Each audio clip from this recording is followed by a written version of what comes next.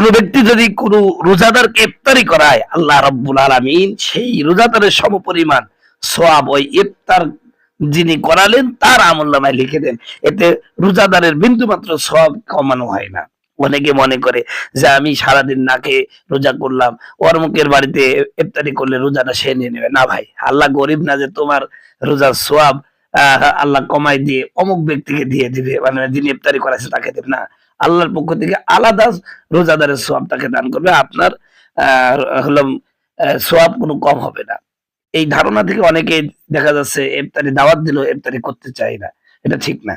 আপনাকে যদি কেউ ইফতারি করাতে চায় তাহলে আপনি স্বেচ্ছায় এবং স্বপ্রণোদিতভাবে আগ্রহের সাথে ইফতারি করবেন।